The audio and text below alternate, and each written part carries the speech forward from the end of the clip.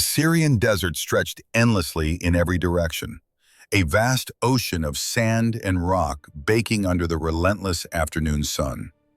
Captain Thea Blackwood wiped the sweat from her brow as she guided the battered Land Cruiser down the unmarked dirt road. The vehicle's air conditioning had died 2 hours ago, and the temperature inside the cab hovered somewhere around 110 degrees. But discomfort was nothing new to a Navy SEAL. She'd endured far worse during Hell Week and countless deployments across the world's most hostile territories. The difference was, back then, she'd had her team. Now she was alone, deep in enemy territory, with nothing but a cover story and the skills drilled into her through years of brutal training. Thea glanced at the GPS unit mounted on her dashboard. 15 miles to the extraction point. 15 miles until she could transmit the intelligence she'd gathered and get the hell out of this forsaken wasteland. The reconnaissance mission had been classified at the highest levels, so classified that she'd been inserted alone, posing as a freelance photographer documenting refugee camps.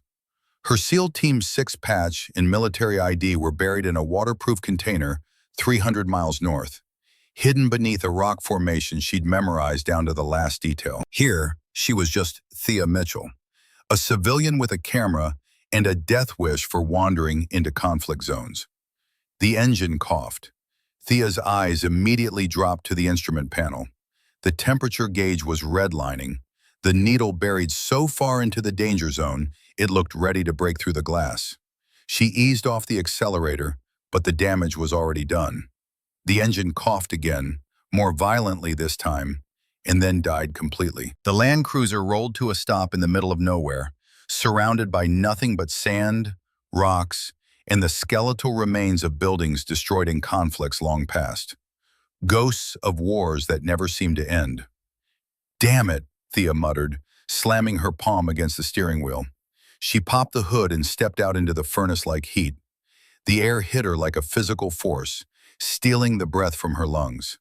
Smoke rose from the engine block in lazy spirals. A cracked radiator hose had dumped all the coolant onto the desert floor, leaving a dark stain that was already evaporating in the merciless heat. Without water and proper tools, the vehicle was dead. Thea pulled out her satellite phone, but the screen showed no signal. The terrain here created dead zones, and she'd need to reach higher ground to get a connection. She scanned the horizon, calculating her options with the tactical mindset that had been beaten into her through years of training.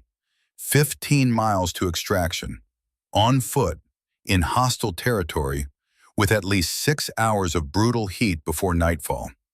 Every instinct told her to wait for darkness. Traveling in daylight was suicide in this part of Syria. But staying here, exposed and vulnerable, was equally dangerous. Then she saw the dust cloud. It appeared on the southern horizon like a brown smudge against the pale sky, growing larger by the second. 2 vehicles, moving fast, heading directly toward her position. Thea's hand instinctively moved to the concealed Glock 19 tucked in the small of her back beneath her loose photographer's vest. Her pulse remained steady, controlled. Years of training had taught her to channel the adrenaline rather than let it control her. She had maybe 90 seconds before they arrived. Thea made a split-second decision. She removed the Glock and hid it inside the Land Cruiser's air vent, then scattered her cover story around the vehicle.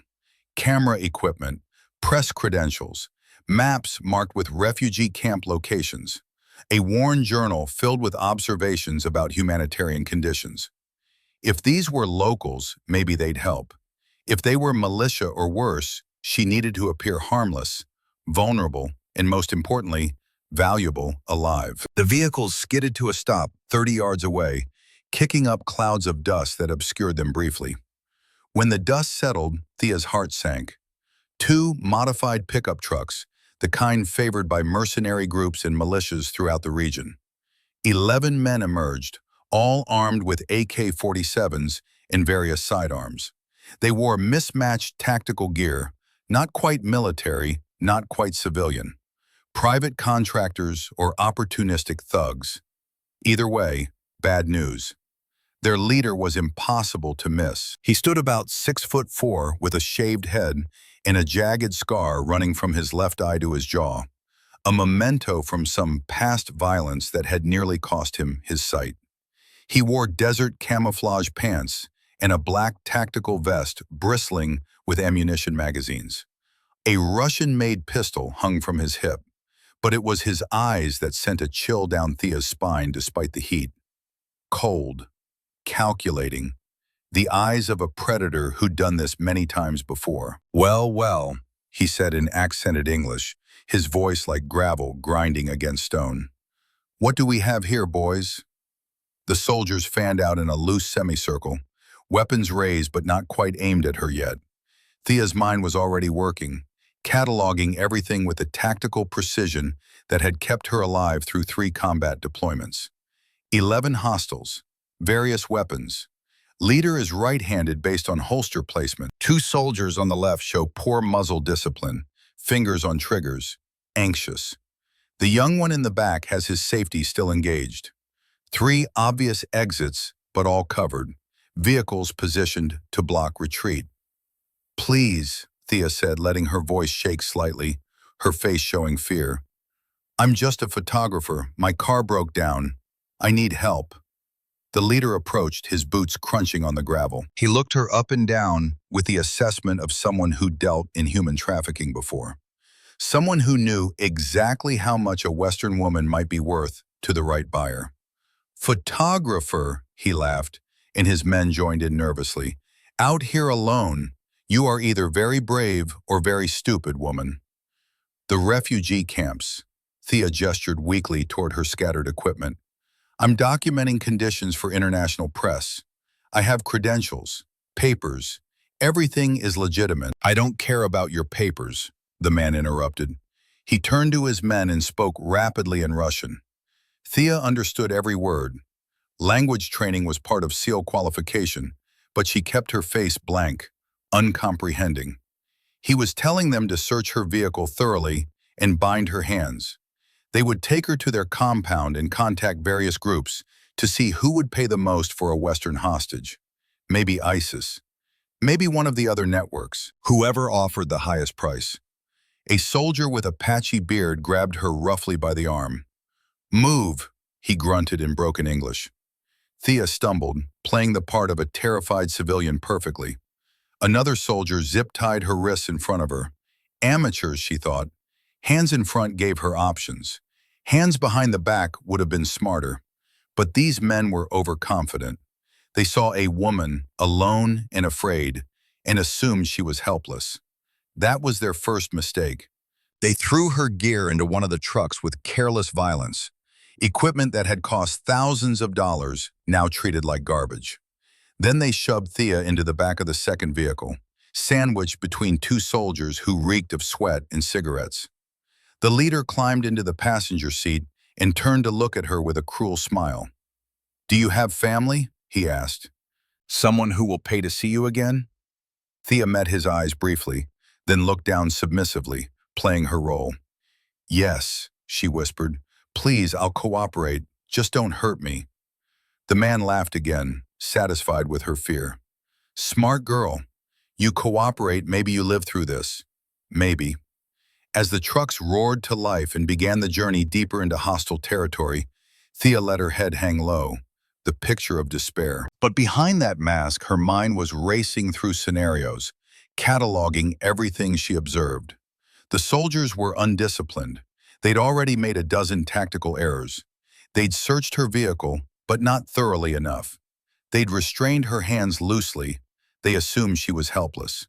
And in the brutal calculus of combat, assumptions were often fatal. Thea Ghost Blackwood had survived Hell Week, counter-terrorism operations on 4 continents, and situations that would break most people. These 11 armed thugs were about to learn why her call sign was Ghost. By the time they realized what they'd captured, it would already be too late. The trucks kicked up dust as they drove toward the setting sun, carrying a predator disguised as prey into the heart of enemy territory. The journey took nearly 2 hours over rough terrain that would have destroyed any civilian vehicle. Thea kept her head down, but her eyes were constantly moving, memorizing every landmark, every turn, every detail that might help her navigate back. The sun was beginning its descent toward the horizon, painting the desert in shades of orange and gold. In different circumstances, it might have been beautiful, but beauty had no place in a war zone. The compound appeared suddenly, rising from the desert like a forgotten relic of some abandoned industrial operation.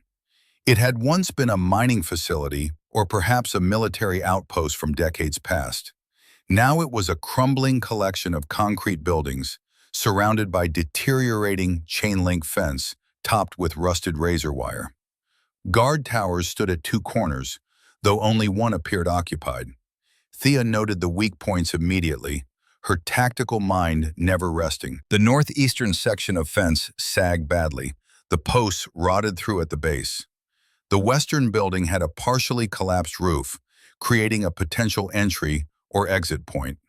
The main gate hung crooked on broken hinges, sloppy, overconfident, exploitable. The trucks rolled through the gate and stopped in a central courtyard. The leader barked orders in Russian, and his men hauled Thea out of the vehicle. Her feet hit the dusty ground, and she stumbled deliberately, letting them think she was weaker than she was. A soldier with a scarred face grabbed her arm and dragged her toward the largest building. "Careful with the merchandise, Yuri," the leader called out with dark amusement. "Damaged goods bring less money." The interior of the building was marginally cooler than outside, but not by much. Exposed pipes ran along cracked walls, and the smell of mold and decay hung in the stale air. They pushed Thea down a narrow corridor lined with doors, most hanging open to reveal empty rooms filled with debris and the remnants of whatever legitimate operation had once existed here. At the end of the hall, Yuri shoved her into a storage room barely 10 feet square.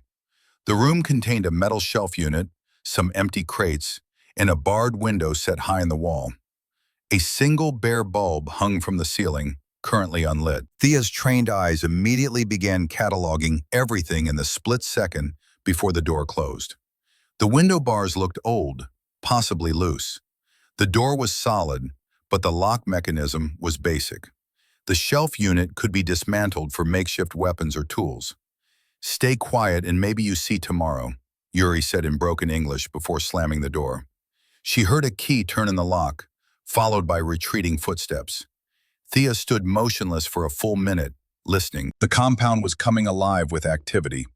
Men talking, laughing, the clatter of weapons being stacked, the sound of a generator starting up somewhere in the distance. She counted at least 9 distinct voices, which matched what she'd seen. The leader and his 10 soldiers made 11 total. The odds weren't great, but she'd trained for worse scenarios. Moving to the door, she pressed her ear against the cracked wood. The voices were clearer now. 2 men were arguing about guard duty in Russian. Another voice, the leader's, was on a satellite phone, speaking in hushed tones. Thea strained to hear, catching fragments of the conversation. "Yes, American female, maybe late 20s. Photographer credentials, but could be intelligence. I want 50,000 minimum. 48 hours? Fine, but the price goes up if I have to keep her longer. Feeding costs, you understand?" Thea's jaw tightened. They were already shopping her around to the highest bidder.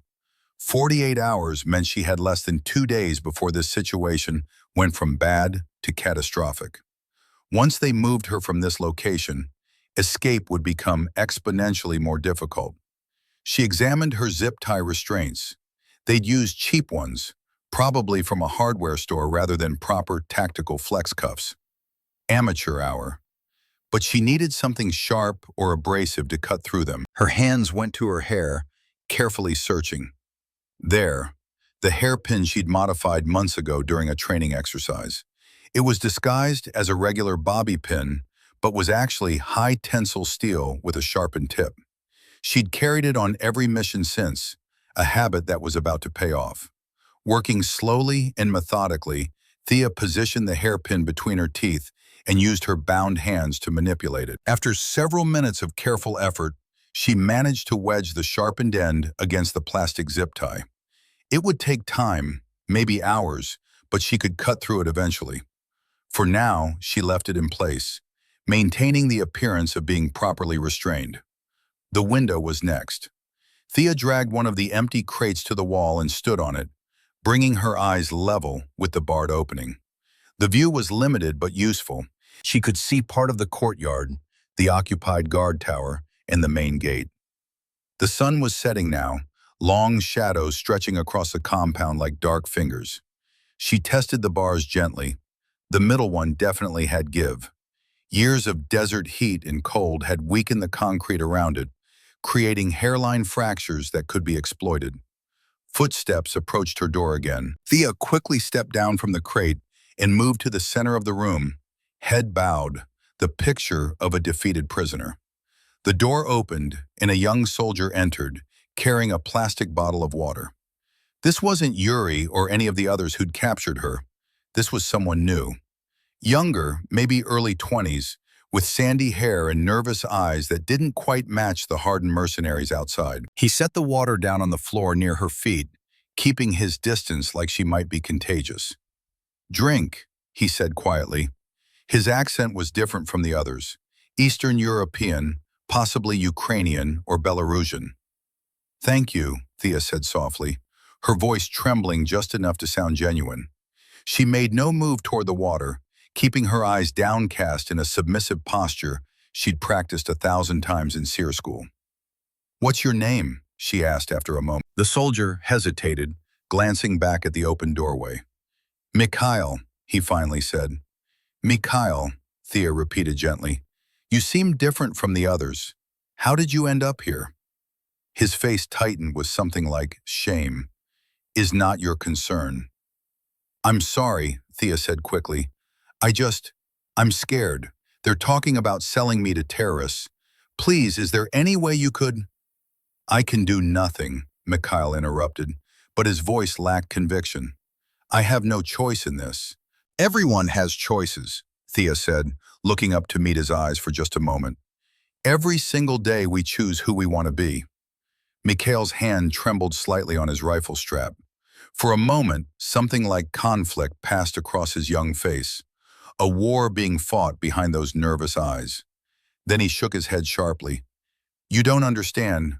Clove, he—" Mikhail didn't finish the sentence. He didn't need to. "I understand more than you think," Thea said quietly. "I understand what it's like to feel trapped. But I also know that one act of courage can change everything." Mikhail stared at her for a long moment, then turned and left quickly, locking the door behind him. Thea heard his footsteps retreat down the hallway faster than when he'd arrived, almost running. She'd planted a seed. Whether it would grow into anything useful remained to be seen.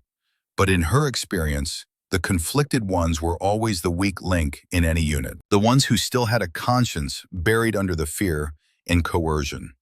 As darkness fell over the compound, Thea resumed her work on the zip ties. The hairpin scraped slowly against the plastic, millimeter by millimeter.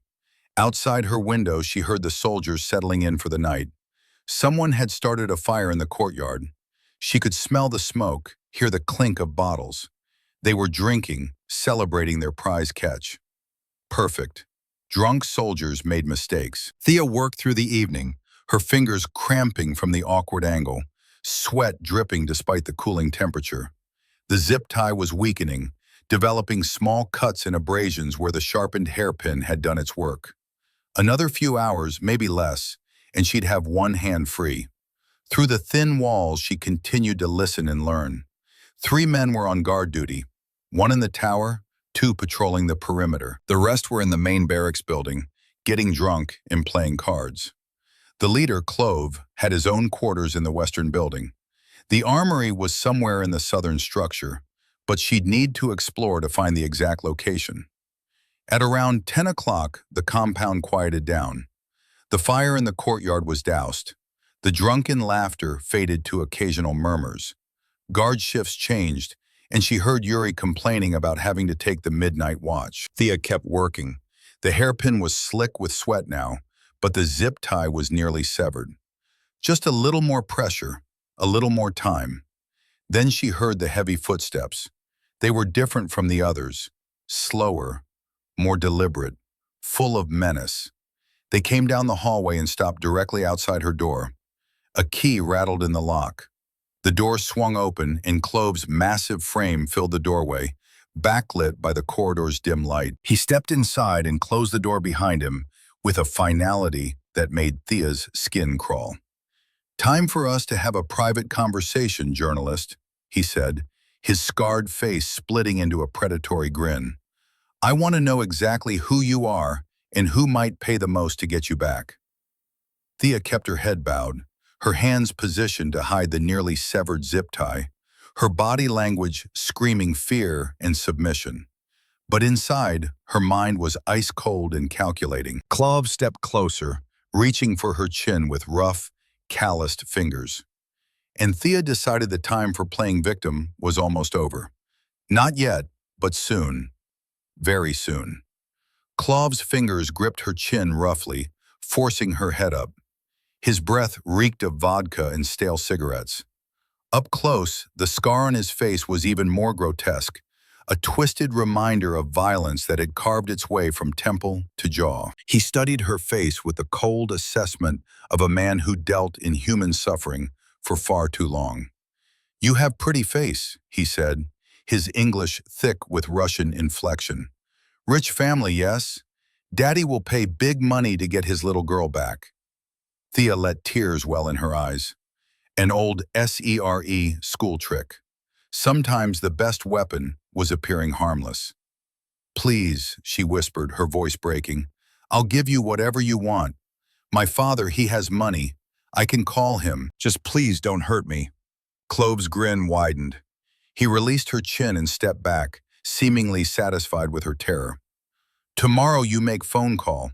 You tell Daddy that bad men have you, and he needs to bring $100,000 if he wants to see you alive again. You understand?" "Yes." Thea nodded frantically, playing her role to perfection.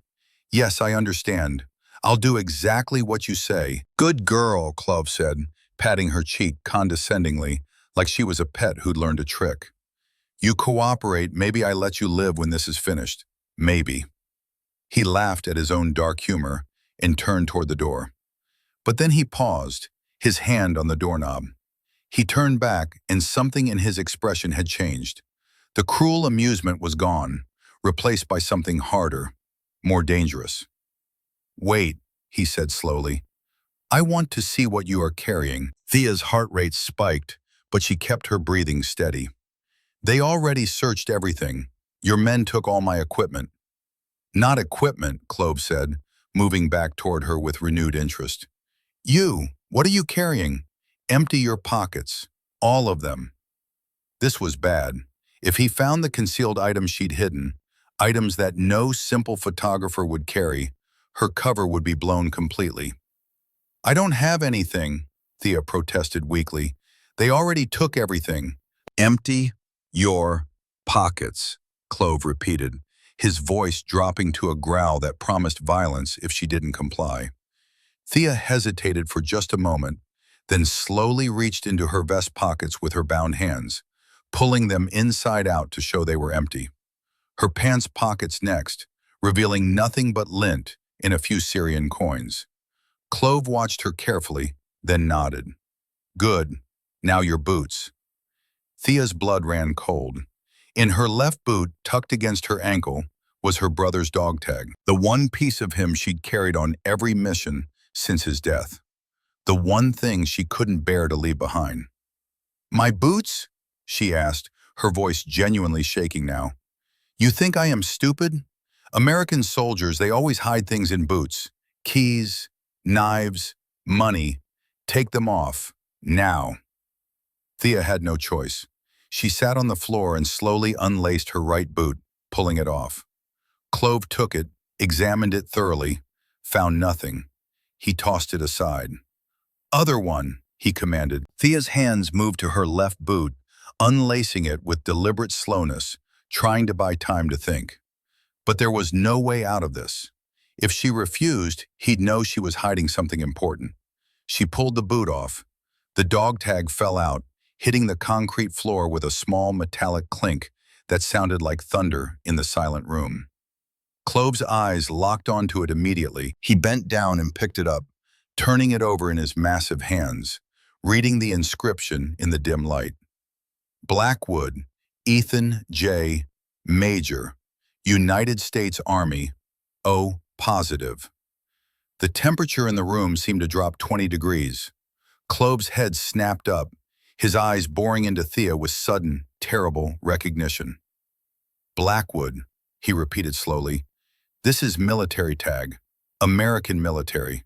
And you, his grin returned, but now it was something else entirely, something triumphant and vicious. You are not just photographer, are you? Thea said nothing, her mind racing through options, through scenarios, through potential escape routes. But Clove had positioned himself between her and the door. You know what is interesting? Clove continued, turning the dog tag over in his hands like a prize.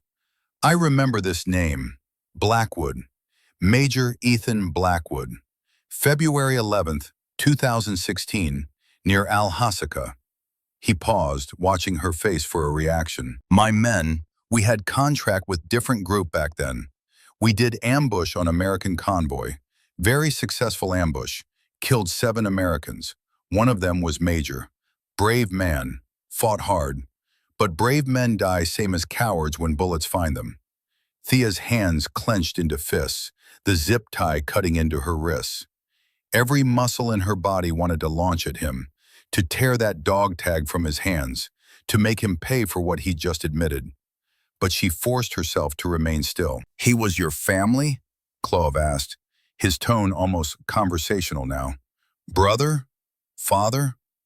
My brother, Thea whispered, and this time the tears in her eyes were real. Clove threw his head back and laughed, a sound like breaking glass. This is beautiful. This is, what do Americans say, karma? Your brother died because of me, and now you are my prisoner. Now I will sell you to same people who paid me to kill him. There is poetry in this, yes? He pocketed the dog tag, claiming it as a trophy. Tomorrow you make phone call to Daddy, but now I know you are worth even more than I thought. Sister of American Major.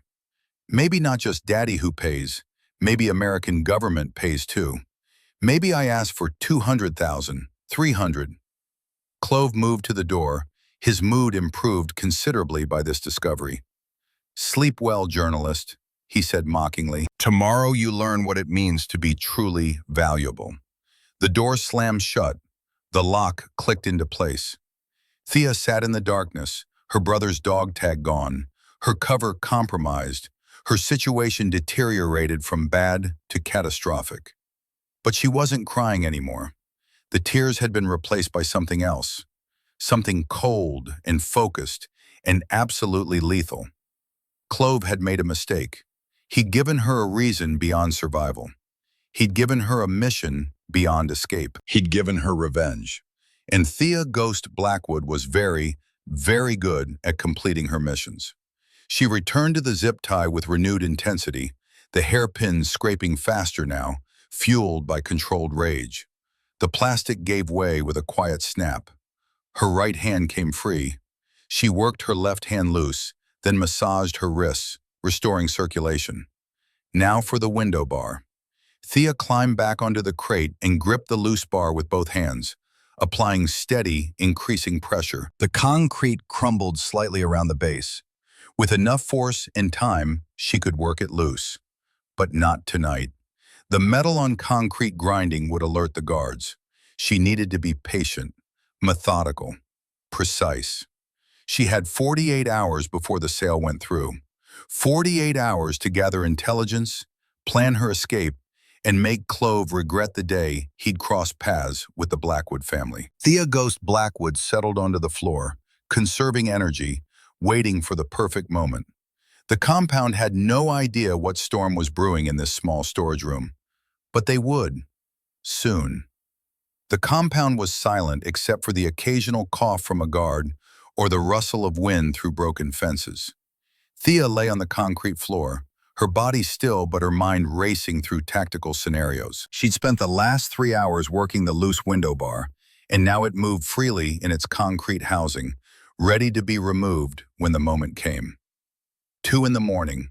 The guard in the tower had fallen asleep an hour ago, his silhouette slumped against the railing.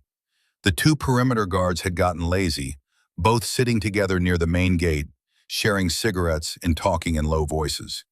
Every tactical error was a gift. Thea rose silently and moved to the door, pressing her ear against the wood. The corridor beyond was quiet. Most of the soldiers were either asleep or nursing hangovers in the barracks. This was the window she'd been waiting for. She returned to the window and gripped the loose bar with both hands, pulling steadily. The concrete crumbled with a soft, grinding sound that seemed deafening in the silence, but no alarm sounded. No footsteps came running. She worked the bar back and forth, widening the gap until finally it came free completely. The opening was narrow, barely wide enough for her shoulders, but Thea had squeezed through tighter spaces during training. She pulled herself up, her core strength honed from thousands of hours of physical conditioning, and threaded her body through the gap. The drop to the ground outside was about 8 feet. She hung from the windowsill for a moment, then let go, landing in a crouch that absorbed the impact silently. Her ankle protested, still tender from the earlier abuse, but adrenaline pushed the pain aside. Thea pressed herself against the building's exterior wall, scanning the compound. The guard tower was 30 yards to her left, the guards still sleeping. The perimeter guards were on the opposite side of the compound, their backs to her position. The courtyard was empty, bathed in shadows from the single floodlight mounted on the barracks building.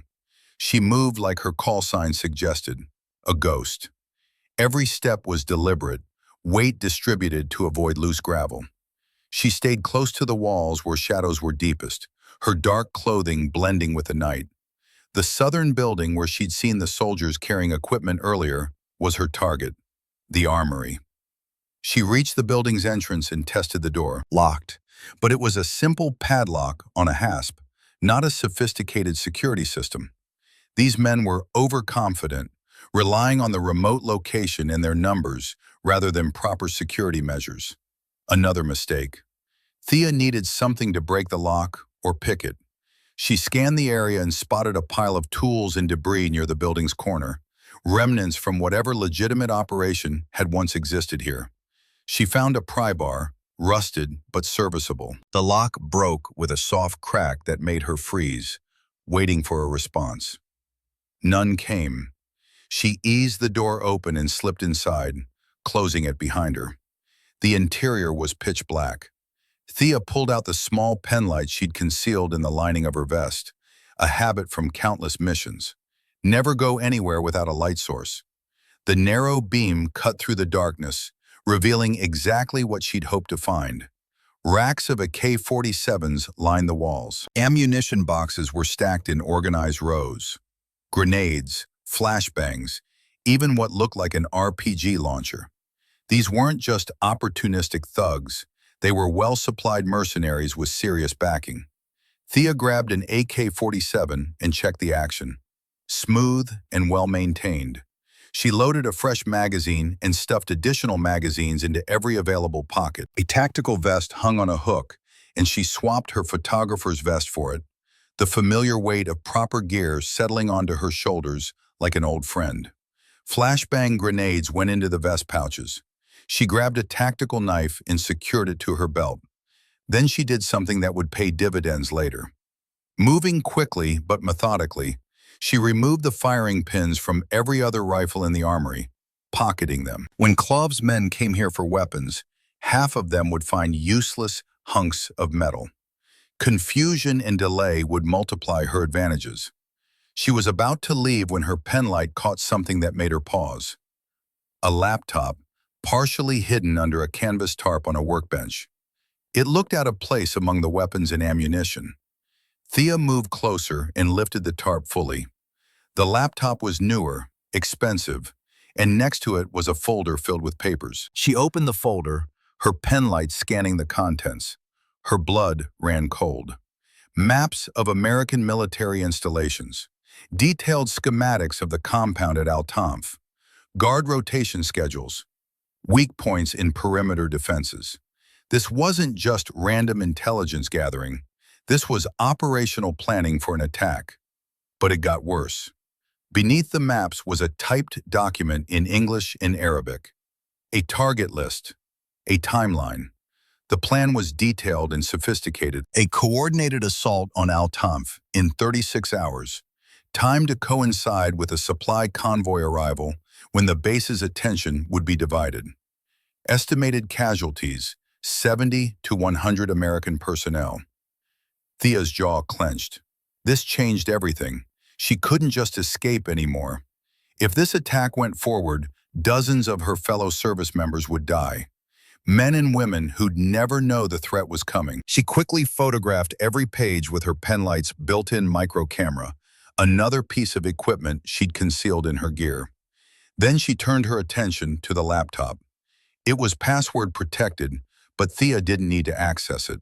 She pulled a small device from her vest lining, a data cloning tool that could copy a hard drive in minutes. She connected it to the laptop's USB port and initiated the transfer. While it worked, she continued searching the room. In a locked drawer that she pried open, she found another folder. This one contained photographs and documents that made her stomach turn. Meetings between Club and known ISIS commanders. Financial records showing payments from terrorist organizations. Communications logs.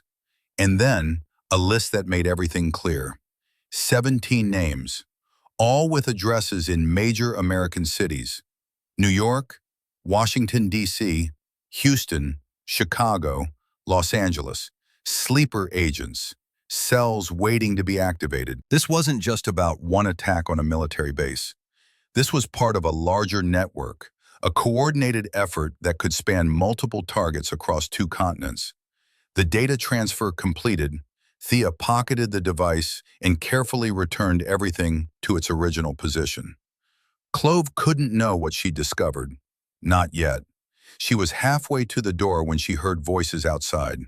Multiple men moving toward the armory. She killed her penlight and pressed herself against the wall beside the door, her newly acquired AK-47 ready. The voices grew closer. She recognized Clove's gravelly tone and at least 2 others. They were speaking in Russian, their words slurred with alcohol. "I tell you, tomorrow we are rich men," Clove was saying. "The Americans will pay anything for their major's little sister. And if they don't, the Islamic State will pay even more." "What about the attack on Al-Tanf?" another voice asked. "Do we postpone?" "No," Clove said firmly. "We proceed as planned. After we collect payment for the woman, we leave the region. Let our friends handle the assault. By the time the Americans figure out what happened, we will be in Moscow, drinking champagne." They were right outside the door now. Thea's mind raced. If they entered the armory and found her, the element of surprise would be gone. She'd be trapped in close quarters against multiple armed opponents. But if she tried to leave, she'd have to go through them. Then Clove's phone rang. He answered in Russian, his tone shifting to something more deferential. He was talking to someone higher up the chain, someone important.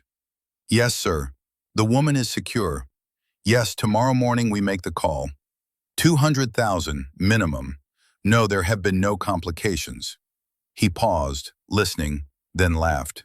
"Don't worry, she is just a photographer, scared and helpless. She has been crying all evening." Clove's footsteps moved away from the armory door, the conversation continuing. The other men followed him back toward the main building, their voices fading. Thea exhaled slowly. That had been close, too close. She waited 5 full minutes, then eased the door open and slipped out into the night. The compound was still quiet, the guards still negligent in their duties. She moved back toward her holding room, but something made her pause. A light was on in the western building, Clove's quarters. Through a partially open window, she could see him sitting at a desk, still on the phone. And on that desk, clearly visible, was her brother's dog tag, sitting next to what looked like a satellite phone and more documents. The tactical part of Thea's brain told her to return to her room, to wait, to stick to the plan. But another part, the part that still grieved for Ethan, wanted that dog tag back. wanted to walk into that room and make Clove pay for every word he'd spoken about her brother's death. She forced herself to turn away. Emotion was the enemy. Discipline was everything. She climbed back through her window, replaced the bar as carefully as she could, and arranged herself on the floor as if she'd never left. The zip tie went back around her wrists, loose enough to slip free, but convincing enough to pass a casual inspection. 10 minutes later, she heard footsteps in the corridor. Heavy, deliberate, Clove. The door opened and he stood there, swaying slightly, a bottle of vodka in one massive hand. "Still awake, little sister of the Major?" he asked mockingly. "Good. I want you to think about tomorrow. Think about the phone call you will make. Think about begging for your life." He stepped into the room, closing the door behind him. This was it, the moment Thea had been waiting for, though it had come sooner than expected. Clove approached, his guard down, his confidence absolute. He thought he held all the power here, thought she was still the helpless photographer he'd captured that afternoon. He reached down to grab her by the hair. Thea exploded into motion. Her right leg swept up in a devastating arc, the heel of her boot connecting with Clove's knee with a sickening crack. He howled in pain and stumbled backward, the vodka bottle falling from his hand and shattering on the concrete floor. Before he could recover, Thea sprang to her feet and drove a palm strike directly into his throat, a precision hit that crushed his windpipe just enough to silence him without killing him. Clove's eyes bulged in shock and pain. He tried to reach for the pistol at his hip, but Thea was already moving. She executed a textbook disarming technique that she'd practiced 10,000 times in training. Grip, twist, strip. The weapon was in her hands within 2 seconds. She reversed it and slammed the grip into his temple with controlled force. Clove dropped to his knees, dazed and gasping for air through his damaged throat. "You should have asked better questions," Thea whispered, her voice cold as winter steel. She struck him again, this time at the base of his skull, and Clove collapsed face first onto the concrete floor, unconscious. Thea's hands moved with practiced efficiency. She stripped him of his knife, spare magazines, radio, and keys. The knife went into her boot, the magazines into her vest pockets. The radio she clipped to her belt. She checked his pulse. Still alive. Good. She wasn't here to rack up a body count unnecessarily. She dragged his body to the corner of the room and zip-tied his hands behind his back, using restraints from his own tactical vest. She stuffed a rag into his mouth and secured it with his bandana. He'd wake up eventually, but by then she'd be long gone. Or better yet, by then she'd have completed what she'd really come here to do. Thea moved to the door and pressed her ear against it, listening. The sound of the bottle shattering had been loud, but no one seemed to have noticed. The compound remained quiet. She slowly turned the handle and eased the door open, the pistol up and ready. The hallway was empty, dimly lit by a single flickering bulb halfway down. Left led to the main entrance and the courtyard. Right led deeper into the building, toward where she'd heard the generators earlier. Where there was power, there would be communications equipment. Command centers, more intelligence. She went right, moving like her call sign suggested. Every step was deliberate, weight distributed to avoid creaking floorboards. She stayed close to the walls where floors were strongest and quietest. The corridor opened into a larger room that had once been some kind of operations center. Old maps still hung on walls, curling at the edges. Broken communication equipment lay scattered about, victims of whatever conflict had shut down this facility years ago.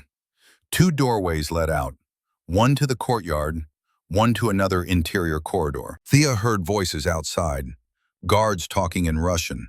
She recognized Yuri's gravelly tone, complaining about the cold, about having to stand watch while everyone else slept. She slipped through the interior doorway into a darker passage. This section of the building was in worse condition. Collapsed ceiling panels, exposed wiring, the smell of decay and mold thick in the air. Perfect. Chaos favored the prepared. At the end of the passage, she found another heavy metal door. No padlock this time, but it was locked from the outside with a bolt mechanism. She slid the bolt and eased the door open, her weapon leading. Inside was something she hadn't expected. A makeshift command center, multiple monitors, communication equipment, a generator humming in the corner, providing power. Maps covering every wall, marked with positions, routes, and targets. And in the center of it all, a young man sitting at a desk, headphones on, monitoring radio frequencies. Mikhail. He looked up, saw her standing there with the AK-47, and his face went white with terror. His hand moved toward a weapon on the desk. "Don't," Thea said quietly, her voice steady and commanding. "Don't make me shoot you, Mikhail. I know you're not like them." His hand froze. For a long moment, they stared at each other across the room. Then slowly, Mikhail raised his hands. "How did you—" he started, then shook his head in disbelief. "You are not photographer." "No," Thea confirmed. "I'm not." "What are you?"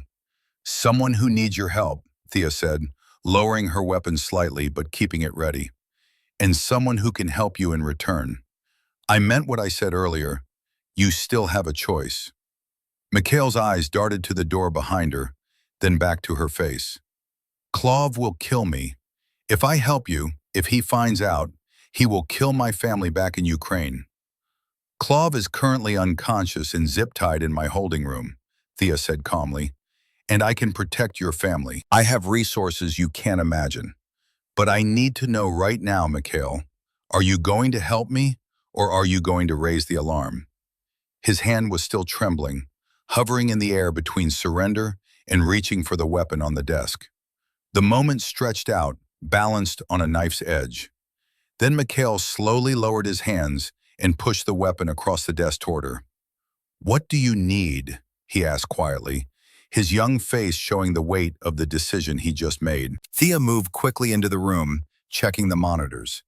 They showed different views of the compound from security cameras she hadn't known existed. Most were dark or malfunctioning, but a few still worked. "First, I need to know what you know about the attack on Al 10th. Mikhail's eyes widened. "How do you know about that?" "I found the plans in the armory, 36 hours from now, but I need details. Who else is involved? What's the exact timeline? How many fighters?" Mikhail hesitated for only a moment, then seemed to make peace with his decision. He turned to one of the monitors and pulled up files. 2 truck bombs, coordinated assault from 3 directions, 40 fighters, maybe 50.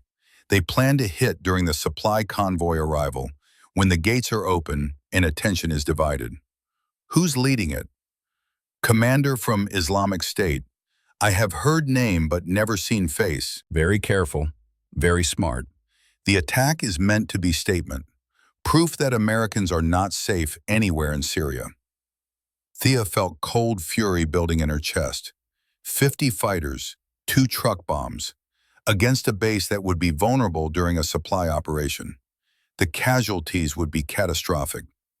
"What's your role in this?" "Communications," Mikhail said, gesturing to the equipment around them.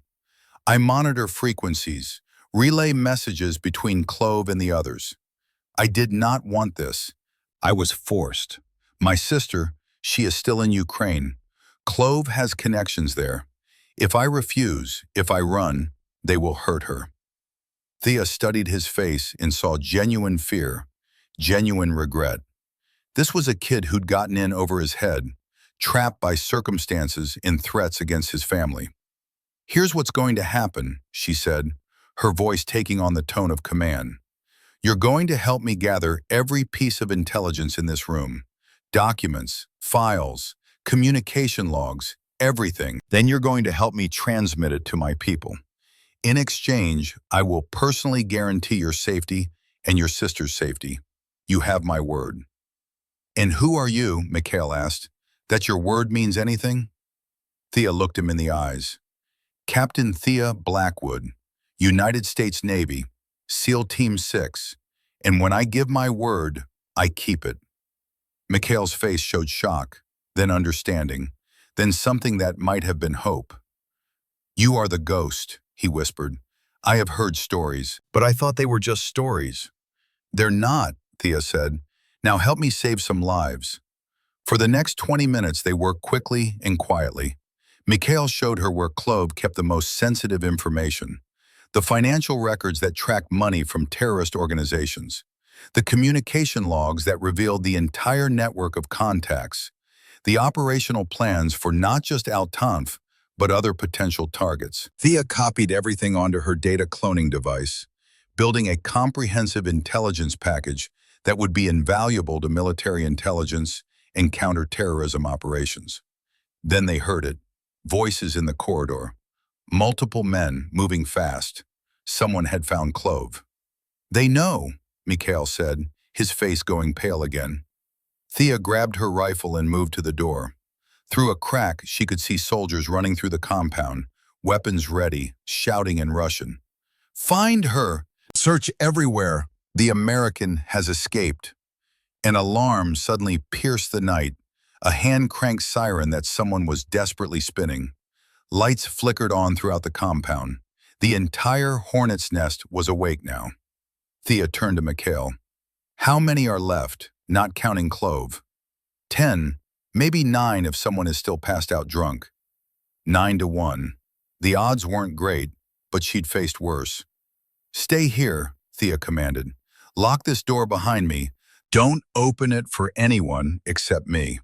If they get through, destroy the intelligence. Don't let them know what we copied." "Where are you going?" Thea checked her weapon, her face set with grim determination. "To even the odds." She slipped out of the command center, and Mikhail locked the door behind her. The compound was chaos now, soldiers running in all directions, searchlights sweeping across buildings, voices shouting conflicting orders. Perfect chaos. And chaos was where Navy SEALs thrived. Thea moved through the shadows like water, using the confusion to her advantage. She spotted 2 soldiers entering the barracks building, their backs to her. She approached silently, struck the first with her rifle butt, dropping him instantly. The second turned, but she was faster. A palm strike to his nose, followed by a sweep that put him on the ground. 2 quick zip-tie restraints, and they were neutralized. 2 down, 7 to go. She moved to the armory building, knowing that's where they go for weapons. 3 soldiers burst out carrying AK-47s, checking their weapons as they ran. 2 of them pulled triggers and got nothing. The rifles clicked uselessly, firing pins removed. Confusion spread across their faces. They looked at their weapons in disbelief. Thea used those precious seconds of distraction. 3-round burst, center mass. First soldier down. Pivot, second burst. Second soldier dropped his useless weapon and fell. The third soldier, the one whose rifle actually worked, dove for cover behind a vehicle and returned fire. Rounds sparked off the concrete wall beside Thea's head, forcing her to take cover. This one had training. This one was dangerous. They traded fire across the courtyard, both using cover effectively, both moving and shooting with practiced skill. Thea pulled a flashbang from her vest, counted to 3, and threw it toward his position. The explosion of light and sound shattered the night. The soldier stumbled out from cover, blinded and deafened. Thea moved in fast, disarmed him with a knife hand strike to his wrist, then swept his legs. 5 down, 4 to go. But the remaining 4 were regrouping. She heard Yuri's voice, shouting orders, organizing a defensive formation. They were learning, adapting, becoming more dangerous. Thea needed to change tactics. She couldn't just pick them off one by one anymore. They were too organized now, too prepared. She needed to get to the vehicles. The motorcycle she'd seen in the courtyard earlier was still there, an old dirt bike that looked battered but functional. But between her and that motorcycle were 4 trained soldiers with automatic weapons, all of them angry, all of them hunting for her with deadly intent. Time to show them what a Navy SEAL could really do. Thea pressed herself against the wall of the communications building, her breathing controlled, her mind processing tactical data at lightning speed. 4 soldiers remained, and they were no longer scattered and confused. Yuri had organized them into a proper defensive formation, using the vehicles and buildings for cover, creating overlapping fields of fire across the courtyard. The motorcycle sat in the center of that kill box, 30 yards of open ground with no cover. A suicide run. But Thea hadn't survived 3 combat deployments by taking the obvious approach. She keyed the radio she'd taken from Clov, switching to the frequency she'd heard them using. Then she spoke in perfect Russian, her voice low and urgent. "East fence is breached.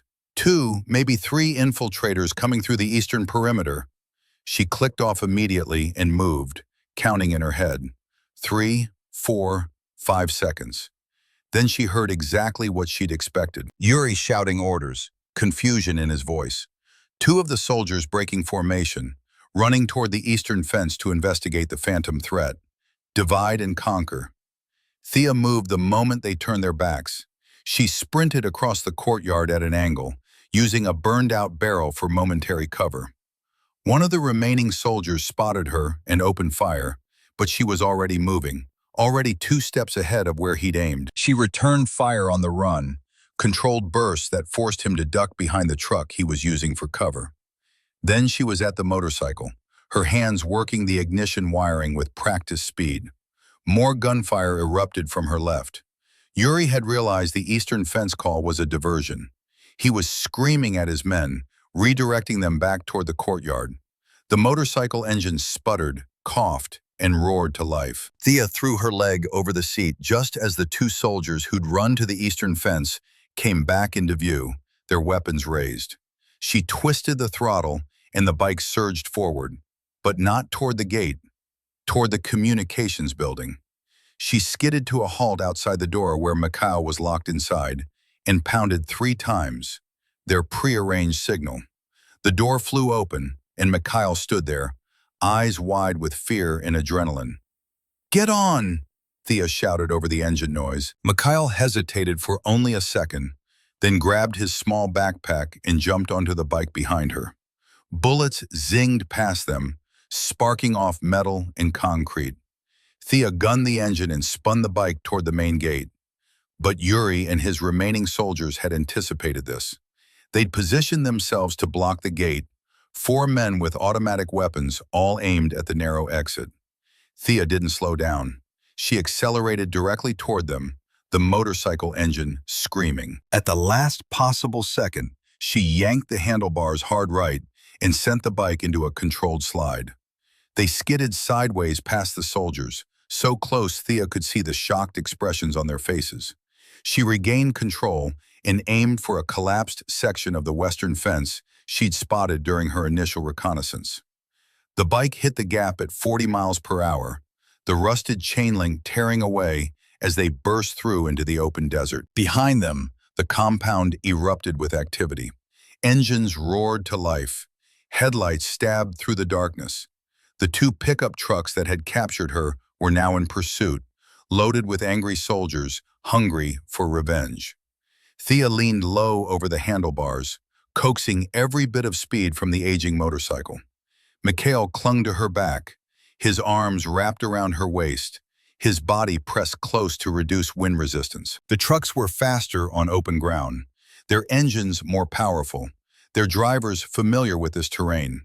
Within minutes, they were closing the gap, bouncing over the rough desert floor like mechanical predators.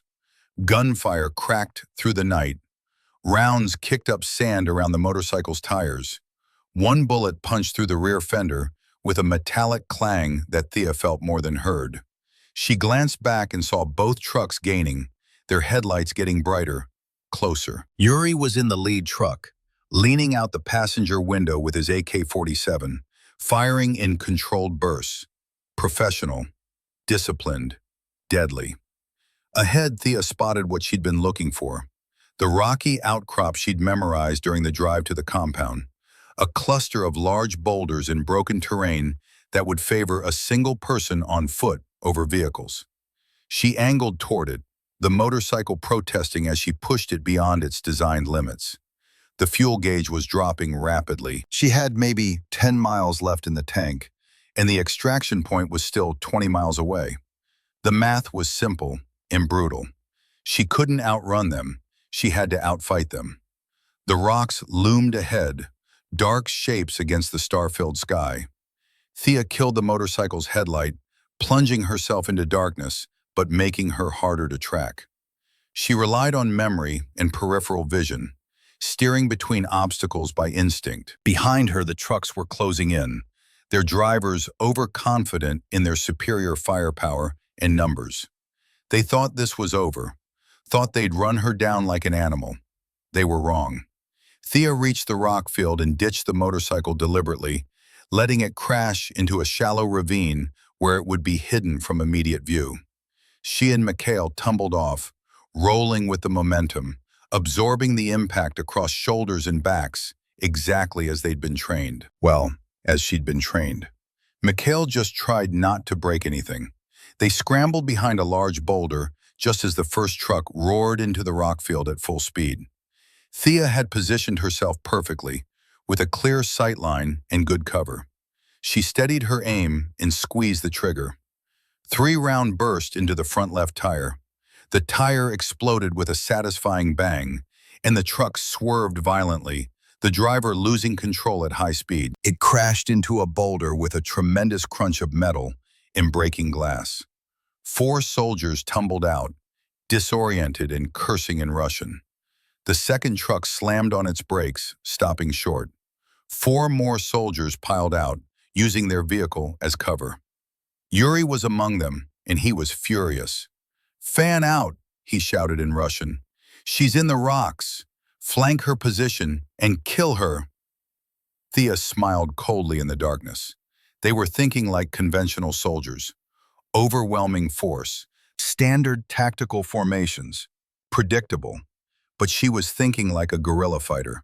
This wasn't their kill box. It was hers. She'd already moved from her firing position, circling around to their flank. The soldiers were spreading out, rifles raised, using their weapon lights to search the rocks. The lights made them perfect targets, silhouettes against the darkness. Thea crept up behind the rightmost soldier, a heavy-set man breathing hard from the chase. She struck him in the back of the head with her rifle butt with precisely calibrated force. He dropped silently, unconscious before he hit the ground. "Alexei, report," Yuri called out. Silence answered him. "Alexei!" Thea was already moving again, flowing through the darkness like water, using every shadow, every sound of wind to mask her movement. 2 more soldiers were advancing together, covering each other but doing it poorly, leaving gaps in their formation. She pulled a flashbang from her vest, counted to 3, and threw it between them. The explosion of light and sound in the desert night was devastating. Both soldiers stumbled, blinded and deafened, their equilibrium destroyed. Thea moved in fast, disarmed the first with a knife hand strike to his wrist, then swept his legs out from under him. The second soldier turned toward her, firing blindly, his vision still white from the flash. Rounds sparked off rocks, but Thea was already dropping low. She kicked his knee with surgical precision, heard it pop, and he went down screaming. 3 down, 5 to go. "She's a professional," someone shouted in panicked Russian. "She's not just a photographer, she's military." "I don't care what she is," Yuri roared from somewhere in the darkness. "Kill her." The remaining 5 soldiers converged on her last known position, firing in controlled bursts. But Thea wasn't there anymore. She climbed higher into the rocks, gaining the high ground, using elevation to her advantage. From her elevated position, she could see all of them. Yuri near the second truck, barking orders. 2 soldiers advancing through the center of the rock field, one hanging back to provide covering fire, one trying to flank wide to the left. Thea aimed carefully at the covering fire soldier. She didn't want to kill unless absolutely necessary, but she needed to thin their numbers. She targeted his rifle, a difficult shot in darkness, requiring absolute precision. She exhaled slowly and squeezed the trigger. The bullet struck his weapon, shattering the receiver and sending fragments into his hands. He dropped it with a scream, clutching his bleeding fingers. The two center soldiers opened fire on her muzzle flash, but Thea had already repositioned. Their bullets whined off rocks where she'd been standing seconds before. She circled wide, using the terrain like a chessboard, always 3 moves ahead. She found the soldier with the injured hands stumbling back toward the truck, cradling his wounds. She struck him from behind, another clean knockout. 4 down, 4 to go. But the remaining 4 were the most dangerous. Yuri was barking orders with professional discipline, and the other 3 were responding with coordinated movements. These weren't just thugs. They had military training, probably former special forces from Russia or one of the former Soviet republics. Thea needed to change tactics again. She pulled her last flashbang and threw it toward the truck, then immediately moved in the opposite direction. The explosion drew their attention, and she used those precious seconds to flank around to their 6 o'clock position. She caught one soldier in the open, transitioning between cover points. A vulnerable moment where he had no protection. "Stop," she commanded in Russian, her rifle trained on his center mass. The soldier froze, his face visible in the starlight.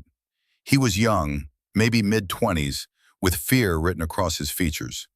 Slowly, he raised his hands. "Drop your weapon and lie face down." He complied, and Thea zip-tied his hands with restraints from her vest. She checked him quickly for other weapons, found a pistol and a knife, and secured them. 5 down, 3 to go. Yuri and 2 remaining soldiers had taken cover behind the disabled truck. They'd stopped using their weapon lights, adapted their tactics, and were moving in coordinated bounds, one moving while the others covered. These were the professionals, the survivors, the dangerous ones. "You're dead," Yuri shouted into the darkness, his voice carrying across the rocks. "You hear me? You're a dead woman." "I've heard that before," Thea called back, her voice calm and controlled. It didn't work out well for them either. "Who are you?" Yuri demanded. There was something new in his voice now. Not just anger, but fear. "What are you?" "Wrong question, Yuri. You should be asking yourself how you're going to get out of this alive." She moved silently around the perimeter while they were distracted by her voice, forcing them to split their attention. The last soldier with Yuri made a critical mistake. He broke cover to get a better angle, exposing himself for just a moment. But a moment was all Thea needed. She fired, not to kill, but to wound. The round caught him in the shoulder, spinning him around. He dropped his rifle and fell behind a rock, clutching his wound and groaning in pain. 6 down, 2 to go. Just Yuri and one other soldier now, both behind the truck, their confidence shattered. Thea had broken their unit, shattered their morale, turned their ambush into her victory. And she'd done it with minimal lethal force, a testament to her training and discipline. "Yuri," Thea called out, "you have one chance. Throw out your weapons and surrender. If you make me come get you, it won't end well." For a long moment there was silence. Then she heard the clatter of weapons hitting rock. A rifle, then a pistol, then a knife. The second soldier stood slowly, hands raised high, his face pale in the starlight. Thea kept him covered while Mikhail, who'd been hiding during the firefight, came forward with zip ties. But Yuri wasn't standing. Yuri wasn't surrendering. Thea heard the sound of an engine starting. The second truck, damaged but still operational. Yuri had climbed into the driver's seat and was attempting to flee. She couldn't let him escape. He knew too much, had seen too much, and he'd report back to whoever was coordinating the Al-Tanf attack. Thea sprinted toward the truck, but Yuri was already accelerating, the vehicle bouncing over rocks as he made his escape. She aimed at the tires, fired, but the angle was wrong. The shot went wide. The truck disappeared into the darkness, heading back toward the compound. Mikhail ran up beside her, breathing hard. "He is getting away." "Not for long," Thea said grimly. She turned to look at the 7 captured soldiers, all secured with zip ties, none critically injured. "Can you watch them?" Mikhail nodded, picking up one of the dropped rifles. Yes, but where are you going? To finish this. Thea ran back to where she ditched the motorcycle. The crash had damaged it, but it still started. The fuel gauge showed almost empty, barely enough to get back to the compound. But she wasn't going to the extraction point anymore. She was going back. Back to where this had started. Back to end it. The motorcycle limped across the desert, engines sputtering, protesting every mile. Thea pushed it as hard as she dared, following the truck's tracks in the sand, guided by the distant glow of the compound's lights. She thought about the intelligence she'd gathered, the attack plan on Al-Tanf, the sleeper cell list, the financial records, all of it stored on the data device in her vest. All of it useless if she didn't survive to transmit it. But more than that, she thought about her brother's dog tag, still in Clove's pocket, still a trophy for the man who'd helped kill Ethan. That she couldn't accept. The compound came into view, its lights blazing against the darkness. Yuri's truck was parked in the courtyard, and she could see figures moving around. The alarm was still wailing. They were preparing for a siege, expecting her to attack. Good. Expectations could be exploited. Thea killed the motorcycle's engine about half a mile out and approached on foot, moving through the shadows like the ghost she was named for. She circled to the eastern side, the side with the damaged fence, the side they thought she'd falsely called about earlier. Sometimes the best lies were based on truth. She slipped through the gap in the fence and moved along the perimeter of buildings, staying in darkness. Through windows, she could see soldiers preparing defenses, barricading doors, setting up firing positions. They were getting ready for an assault from outside. They had no idea she was already inside. Thea made her way to Clove's quarters in the western building. The window she'd seen earlier was still partially open, the same window where she'd spotted her brother's dog tag on the desk. She approached carefully, checking for guards. None. They were all focused on the perimeter, on the expected attack from outside the compound. She climbed through the window silently and found herself in Clove's personal quarters. The room was Spartan, military in its efficiency. A bed, a desk, a locker, and on the desk, exactly where she'd seen it before, was Ethan's dog tag. Thea picked it up, the metal cool against her palm. She slipped the chain over her neck, tucking the tag under her vest where it belonged, close to her heart. "I got it back, Ethan," she whispered. "I got it back." Then she noticed what else was on the desk. A laptop, different from the one in the armory. This was Clove's personal computer, and it was still powered on, logged in, the screen showing an encrypted messaging application. Thea quickly pulled out her data cloning device and connected it. While it worked, she scanned the open messages. What she saw made her blood run cold. The attack on Al-Tanf wasn't in 36 hours. It was in 12 hours. The timeline had been moved up.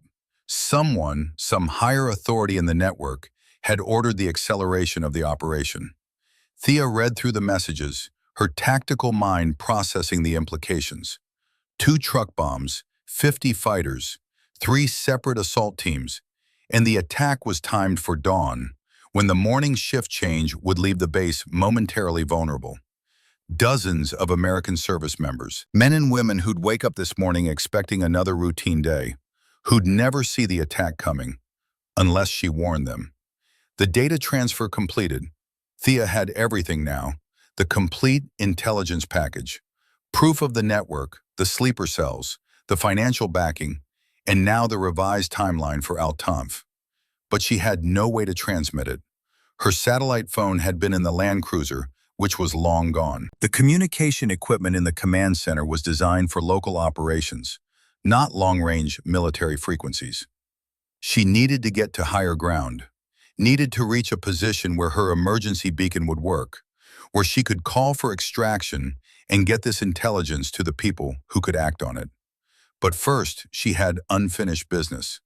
Clove had regained consciousness. She could hear him in the holding room, making muffled sounds against his gag, thumping against the door. Thea moved through the building, her weapon ready. The corridors were empty. All the soldiers were at the perimeter, watching for an attack that would come from the direction they least expected. She reached the holding room and unlocked it.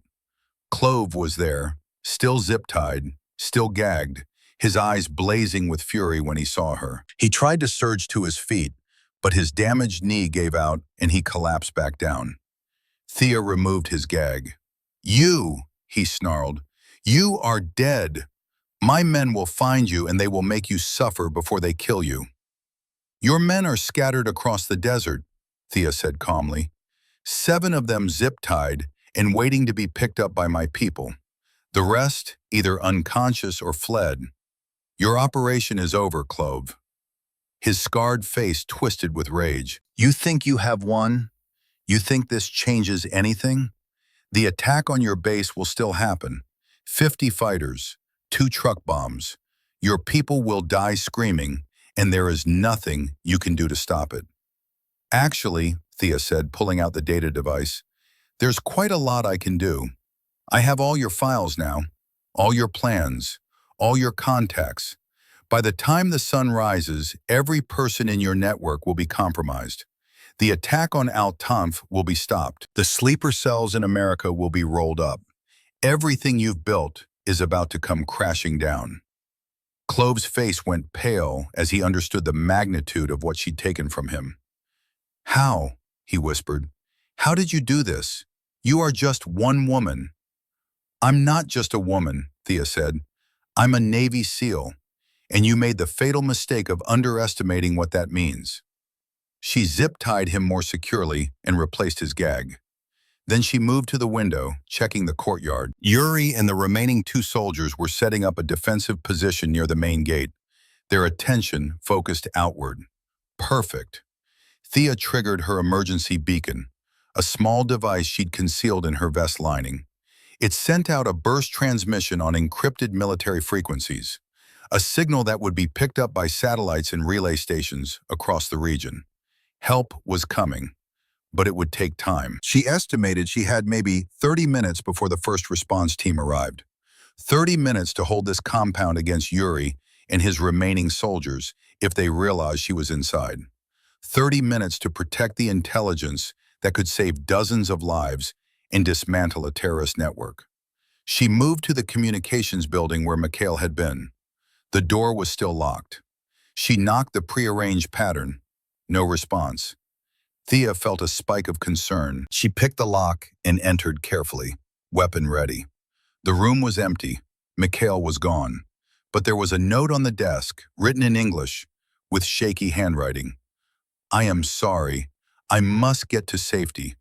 I have copied intelligence to USB drive. Will give to your people when they arrive. Thank you for giving me choice. Thank you for giving me hope. Mikhail." Thea smiled despite the situation. The kid had learned fast. He'd taken initiative, secured his own copy of the intelligence as insurance, and gotten himself to safety. Good. That meant one less thing she had to worry about. She settled into a defensive position in the communications room, using the equipment and furniture to create a fortified position with good sightlines. If Yuri and his men figured out she was inside, this was where she'd make her stand. The minutes ticked by slowly. Outside, she heard voices. Yuri was on his radio, trying to contact the soldiers they'd sent to hunt her in the desert. Getting no response. Starting to realize something was very wrong. Then she heard it. The distinctive sound of helicopter rotors in the distance, growing louder. Her extraction team was arriving early. Someone had prioritized her emergency beacon, recognized the significance, and scrambled assets immediately. The sound of the helicopters sent panic through the remaining soldiers. They knew what it meant, knew that their time had run out. Yuri shouted orders, but his voice had lost its authority.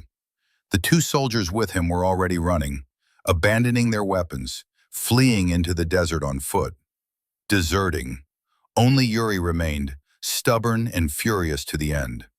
Thea watched through the window as 3 Black Hawk helicopters descended into the compound courtyard, their rotor wash kicking up massive dust clouds. The lead helicopter touched down, and a familiar figure jumped out. Commander James Keller, 55 years old, a veteran SEAL with silver hair and eyes that had seen 3 decades of combat.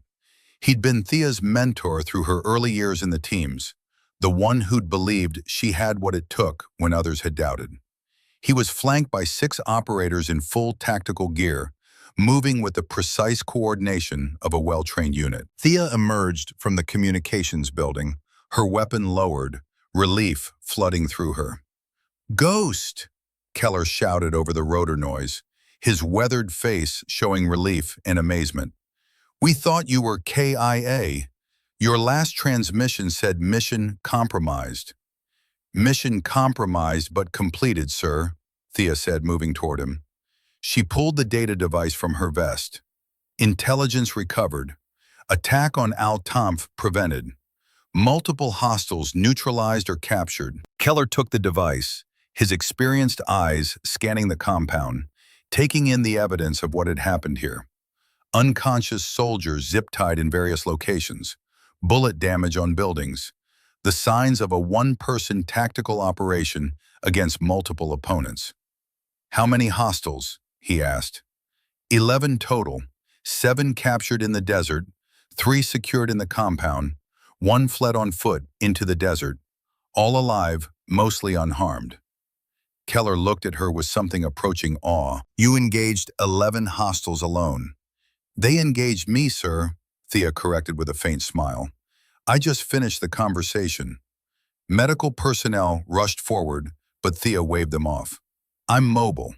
Check the prisoners first. One has a gunshot wound to the shoulder, non-life-threatening. Others have various injuries, but nothing critical." A military police unit that had arrived on the second helicopter began securing the prisoners and documenting the scene. FBI and CIA personnel from the third helicopter were already moving toward the command center and Clove's quarters, eager to begin processing the intelligence. Clove was brought out from the holding room, still zip-tied, still defiant even in defeat. When he saw Thea standing there surrounded by her SEAL team, his expression crumbled into bitter recognition of total failure.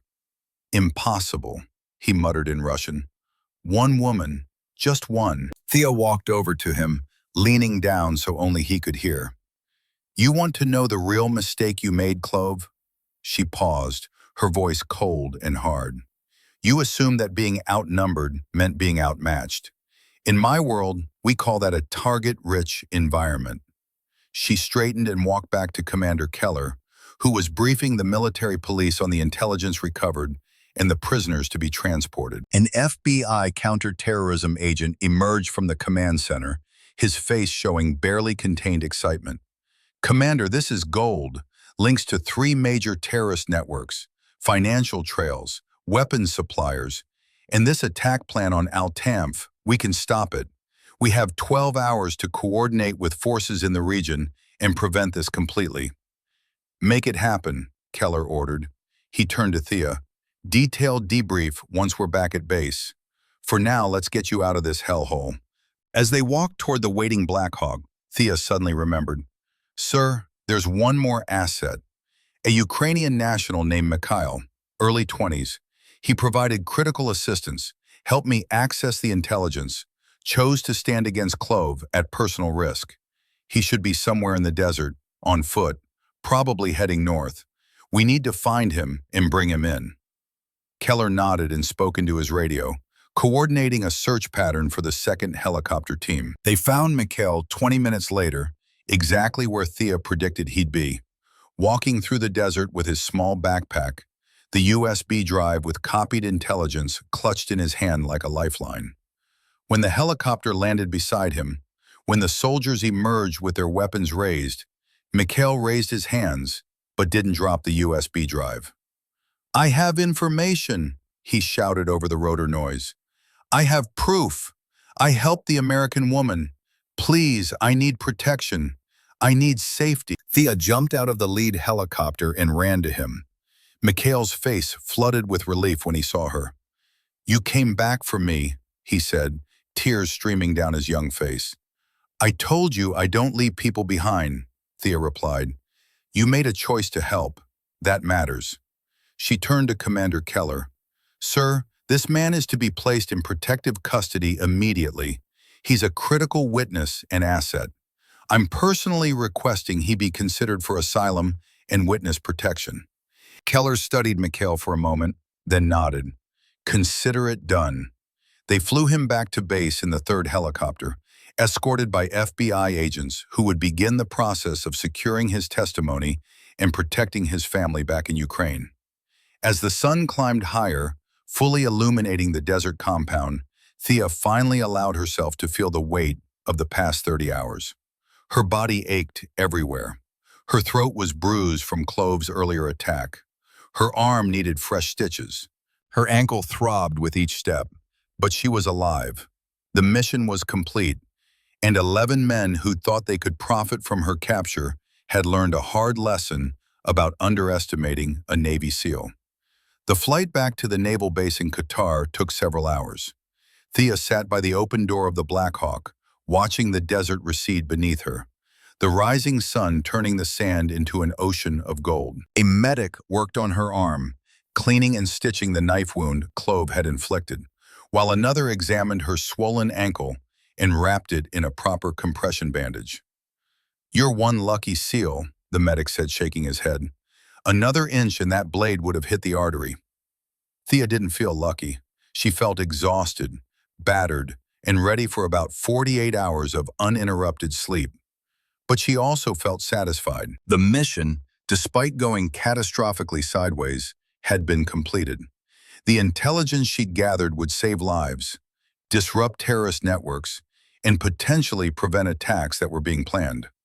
Commander Keller sat across from her, reviewing the preliminary inventory of captured materials on a tablet. "Ghost, this is extraordinary work. The documents alone are connecting dots we've been chasing for 18 months. The laptop hard drive could be even more valuable." He looked up at her with genuine admiration that went beyond professional respect. "But I have to ask, what possessed you to go back to that compound? You were clear after the desert engagement. You could have made extraction with the intelligence from the armory. Why risk going back?" Thea was silent for a moment, her hand unconsciously touching the dog tag, now hanging around her neck again, back where it belonged. "The intel was there. Mikhail needed help, and I had the tactical advantage. It would have been a waste not to capitalize on it. You had a twisted ankle, limited ammunition, and were outnumbered," Keller pointed out gently. "I've had worse odds on training exercises, sir," Thea replied with a slight smile. Keller chuckled and shook his head. "Command is going to have a field day with your after-action report. A solo operator taking down 11 hostiles, preventing a major terrorist attack, and extracting classified intelligence. They're either going to give you a medal or never let you out of their sight again." The helicopter banked toward the naval base where a C-130 transport was waiting to take them back to main operations. The debriefing would take days. The intelligence analysis would take weeks. But for now, Thea just wanted to rest. As they transferred to the C-130, she noticed the other SEALs giving her looks. Respect mixed with awe. Word had already spread through the unit about what she'd accomplished. Lieutenant Jackson Morrison, one of the team's veterans with 12 years of service, approached her as she settled into the web seating.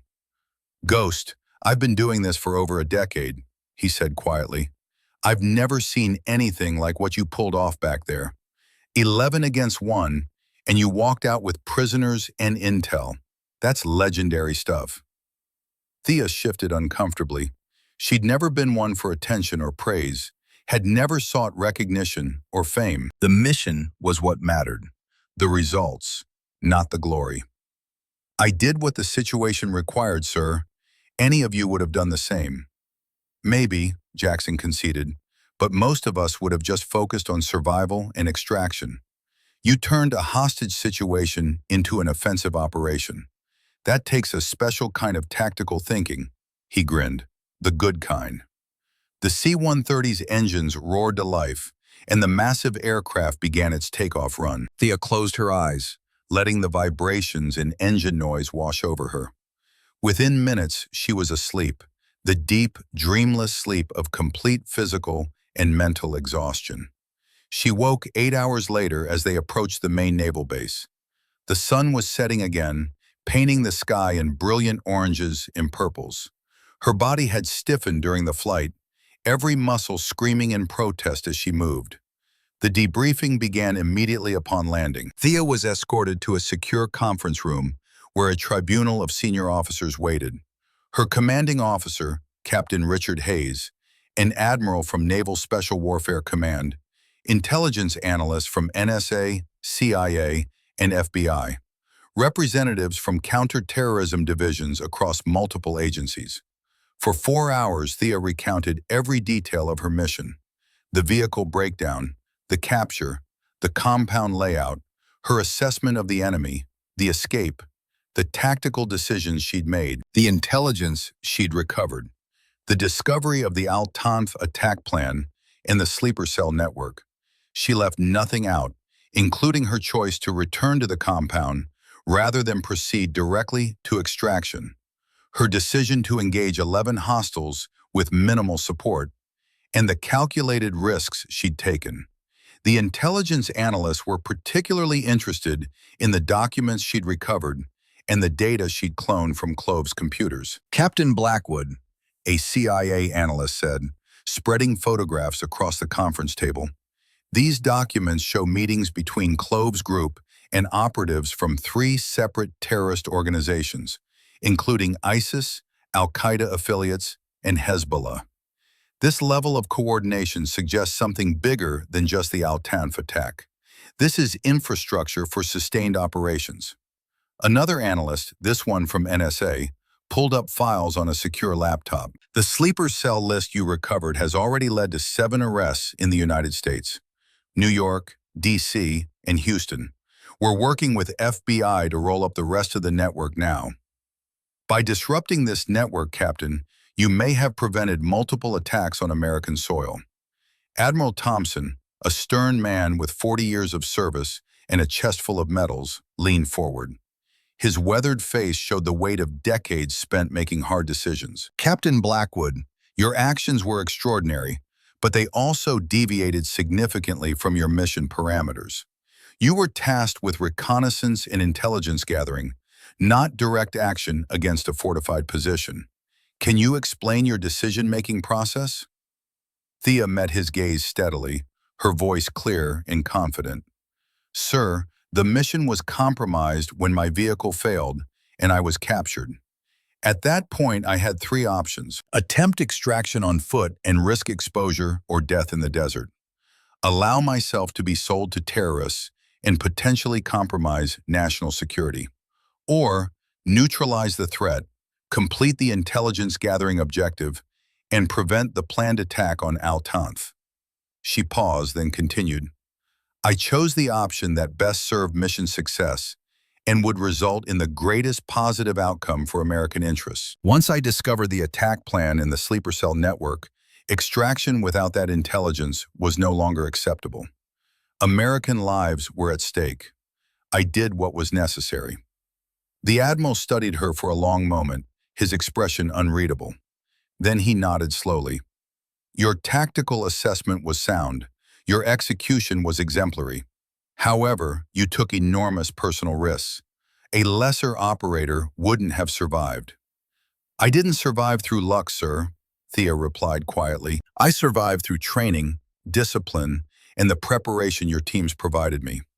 Everything I did was drawn from SEAL protocols and the skills you taught me." Captain Hayes spoke up, his voice carrying pride. "Captain Blackwood has always been one of our most capable operators. Her performance under pressure is exactly why she was selected for this mission in the first place. She adapted to changing circumstances, maintained operational security, and achieved mission success despite catastrophic setbacks." The debriefing continued into the evening, with intelligence analysts asking detailed questions about everything she'd observed: the compound layout, guard patterns, enemy capabilities, the relationship with Mikhail, the combat engagements, every piece of tactical data that could be extracted from her experience. By the time it concluded, Thea had been awake for nearly 20 hours straight and was swaying on her feet. Get some rest, Captain Blackwood, Admiral Thompson said, rising from his chair. We'll reconvene tomorrow to discuss recognition and your next assignment. What you've accomplished here will have ripple effects across multiple theaters of operation. Thea saluted and limped out of the conference room. Commander Keller was waiting in the corridor with a sympathetic expression on his weathered face. Come on, Ghost. Let's get you to medical for a proper checkup, then food and a real bed. The medical examination revealed what Thea already knew.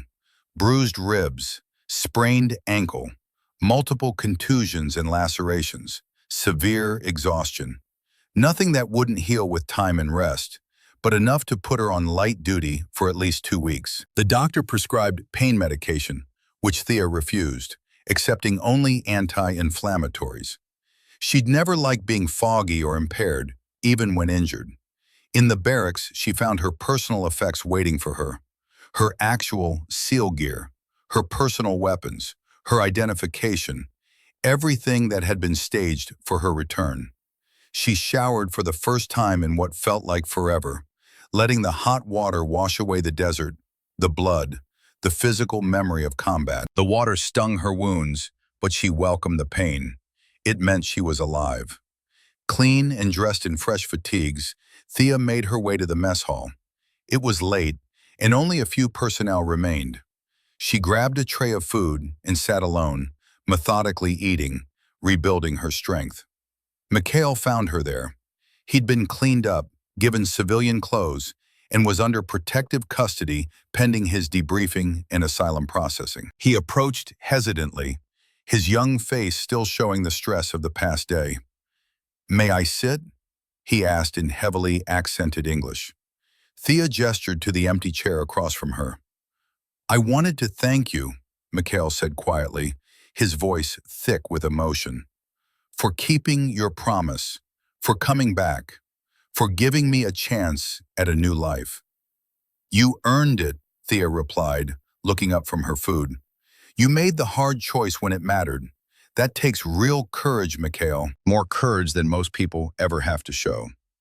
"What will happen to Clove and the others?" "Military tribunal, then prison. They'll spend the rest of their lives behind bars for terrorism, human trafficking, attempted murder of a U.S. service member, and conspiracy to commit acts of war against the United States."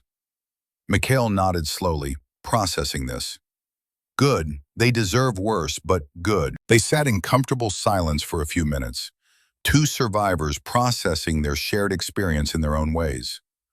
"What will happen to me?" Mikhail asked finally. "You'll be debriefed by intelligence services.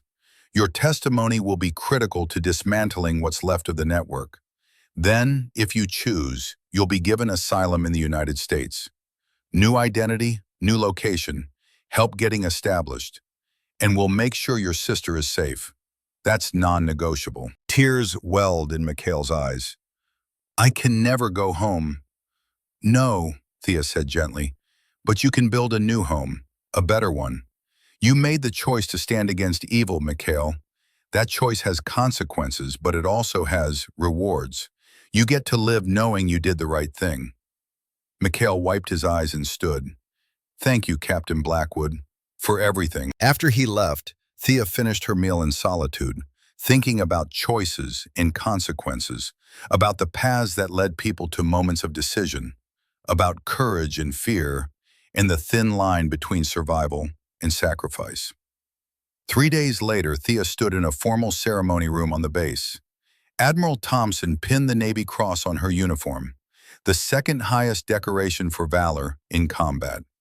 Her SEAL team stood at attention behind her, pride evident on every face. "Captain Thea Blackwood," the Admiral announced to the assembled personnel, "for extraordinary heroism in combat operations against an armed enemy, for tactical excellence under extreme duress, for actions that directly prevented terrorist activities and saved American lives both in theater and on American soil.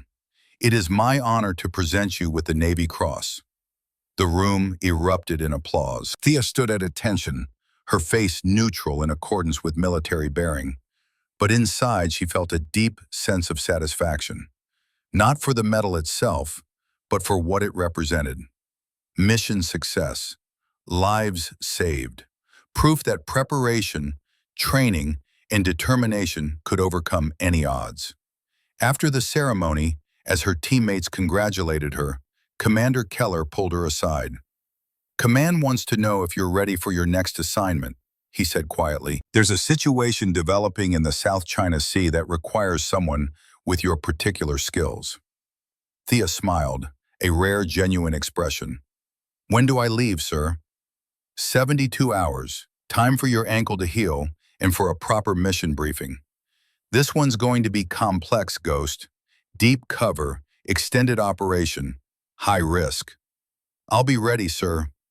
That evening, Thea sat alone on the base perimeter, watching the sun set over the ocean. She thought about the past week, the fear, the violence, the impossible odds. She thought about the 11 men who'd underestimated her and paid the price for their assumptions. In special operations communities across the military, her story was already spreading.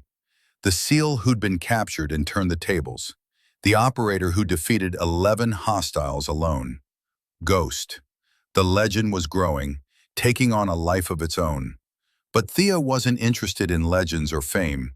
She was interested in the mission, in protecting her country, in being ready for whatever came next. Her satellite phone buzzed with a message from Mikhail, sent through secure FBI channels. "Starting new life in Montana. Forever grateful. Stay safe, warrior woman." Thea smiled and pocketed the phone. Montana was a good choice, far from the conflicts of the Middle East, a place where a young man could rebuild his life in peace. She stood, tested her healing ankle, and walked back toward the barracks. In 72 hours, she'd be wheels up on another mission, facing new challenges, new threats, and she'd be ready. Because that's what Navy SEALs did. They adapted, they overcame, and they never, ever quit. Thea Ghost Blackwood disappeared into the night, already preparing mentally for the next operation, already running through scenarios and contingencies. The 11 soldiers had learned their lesson too late. The next enemy wouldn't make the same mistake, but they'd learn the same truth. When you capture a Navy SEAL, you haven't caught prey. You've invited a predator into your home. And predators don't surrender, they hunt.